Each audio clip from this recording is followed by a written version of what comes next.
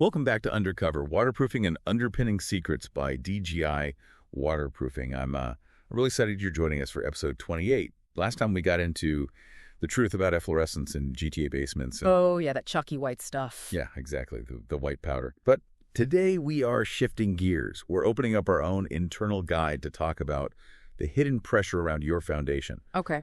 We're going to take a deep dive into the actual physical force pushing that water inside. Yeah. Because as DGI insiders, we see this every single day across the GTA. It's the perfect logical step, because last time it was all about the visual residue, right? But today we're talking about the invisible force that causes the whole headache in the first place. It's quiet, it's relentless, and I mean, it is the root cause of basically every major foundation issue we see. Right. So we throw around this phrase hydrostatic pressure all the time in the office, but let's be real. If I'm a homeowner, that sounds like something from a submarine movie. What exactly is this invisible force? Well, hydrostatic pressure is basically the force exerted by standing water due to gravity. So in a home context, it's the groundwater surrounding your basement. And the key thing people miss is that water has serious weight. We're talking like about 62 pounds per cubic foot. Wait, really? 62 pounds just for a 1 by 1 by 1 foot box of water? Exactly. So think about a basement.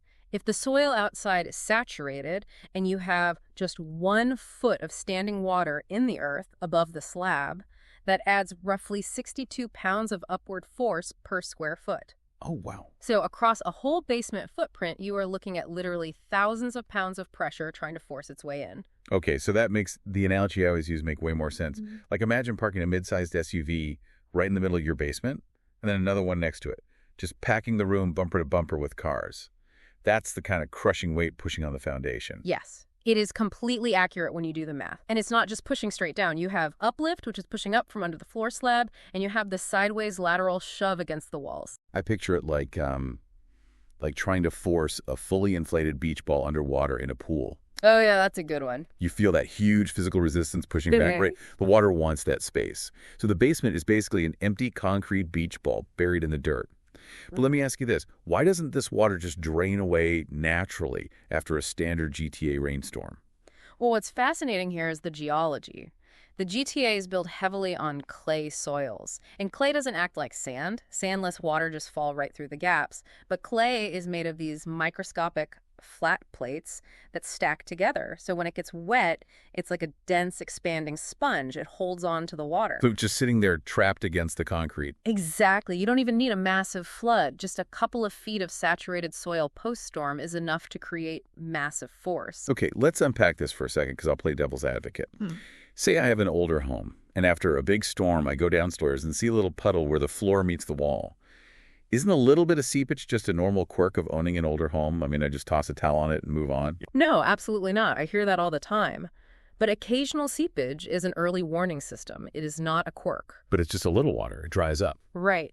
But the physical load hasn't vanished.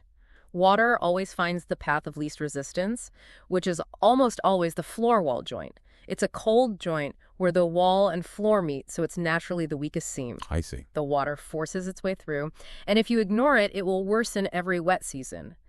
Today's damp joint becomes fully cracked or bowed walls later because that sideways pressure literally bends the concrete inward until it snaps. Oh, man. So horizontal cracks mean the sideways shove is winning. Yes, exactly. And cracked heaving floors mean the uplift is winning. Also, if your sump pit fills rapidly, that's a sign of huge pressure. So that brings us to the DGI playbook. How do we actually relieve the pressure? Because you can't magically change the clay in your yard. Right. You start with the cheap fixes first, always. Clean the gutters, extend downspouts, and regrade the soil so it slopes away from the foundation. Stop the funnel of water hitting the house. Okay, but if the basics aren't enough, we do interior or exterior waterproofing. How do we choose? Well, an interior system is basically a drainage channel we install around the inside perimeter right into a sump pump. It catches water after it enters. It's great for budgets and finished basements where you have chronic seepage. Right. But if you have severe pressure and horizontal cracks, you need exterior waterproofing. We excavate down to the footings, seal the wall with a thick membrane and dimple board, and lay fresh weeping tile. It completely stops water before it enters. So what does this all mean? Interior is about managing the water once it's here, and exterior is about setting up a fortress wall so it never touches the concrete in the first place. Perfectly said. And, if we connect this to the bigger picture, Interior systems are heavily reliant on sump pumps, but heavy hydrostatic pressure usually happens during severe storms. Right when the power goes out. Exactly. So your main pump dies right when thousands of pounds of water are rushing in. A backup pump with a battery is absolutely essential. We cannot stress that enough. Oh, wow. Yeah, that makes total sense. So for the homeowner listening, what's their action plan right now before a DGI assessment? Keep a storm log. If you see seepage, jot down the date and the amount of rain. It proves to our team that the issue is pressure-driven and turns a guessing game into a targeted fix. That's a great pro tip. Yeah. And remember, DGI Waterproofing handles these exact assessments all over the GTA. Mississauga, Brampton, Scarborough, Markham, Vaughan, Hamilton. All of it, yeah. Well, any final thoughts to leave us with today? Yeah, just something to think about.